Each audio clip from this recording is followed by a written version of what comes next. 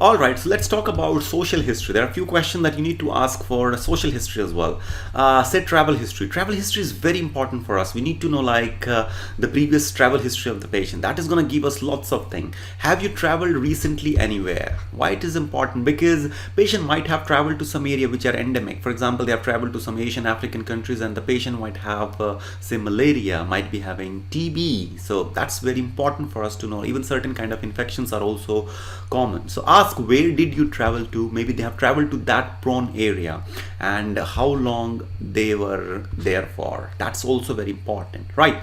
So have you traveled recently anywhere, which part of the world, and how long did you stay there? So that's what is very important in case of travel history.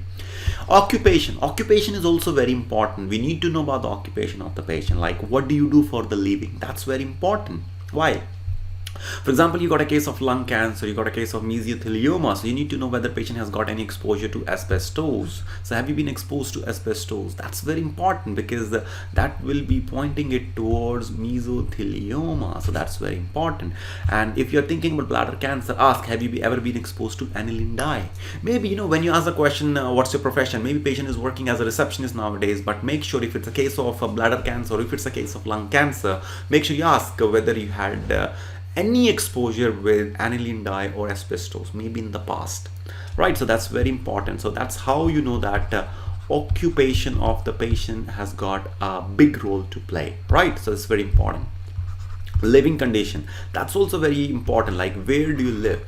Like patient may be homeless, maybe living in the hostels. That's very important. Like homeless people, they are prone to have got infection, they are prone to have got like immunocompromised status, they are more prone to have TB, more prone to have HIV, more prone to have pneumocystic carinae pneumonia, right?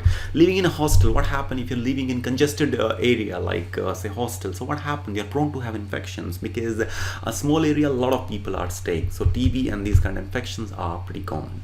And also when you ask about living condition, it's also important whom you are living with while discharging for example, you're discharging the patient, so you should know if they are able to manage themselves when they go home or not. Otherwise we will be supporting them, our occupational health team, they will be supporting them in these kind of things. They'll be going to their house and making all the arrangements and making the house suitable for this patient to live. For example, patient had a surgery, hemiarthroplasty. So do you think patient will be able to climb stairs in next few months? No, we won't be able to, because if it does, then operation might not be successful. So we have to make all the arrangements in a way that all the facilities are at one floor. So ask the patient, where do you live, what kind of house it is 1 story, 2 story, and if all the facilities are at one floor or not. If all the facilities are not at one floor, we need to make some arrangements. We need to make all the facilities are at one floor, or we may need to put some, let's say, lift in the house, maybe some electric chair with ramp.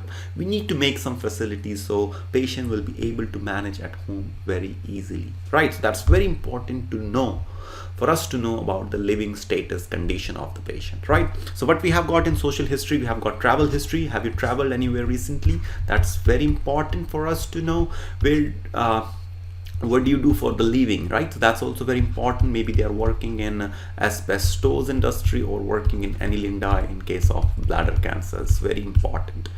And how's the home condition, where you are living, right? So that's very important in case they're living in congested environment, they're living they're homeless maybe, or while discharging the patient. It's really important. And sometimes, not always, sometimes you may be asking about the driving status of the patient as well, because many times you will see you have to tell the patient you cannot drive, you have to inform DVLA, driving vehicle licensing agency. Why? Because patient has got some problem with the eyes, they have got some problem with the ears, they have got heart attack, they have got stroke, they have got hypoglycemia attacks, or diabetes which is controlled on insulin. So there are many things where they have to inform DVLA. So if you are thinking you are having a case where it is important for us to notify the agency, so make sure you are asking about the driving status of the patient as well, right? So that's very important. So everything is very important. Social history creates or put a very important role in case of history taking. A really important aspect, right?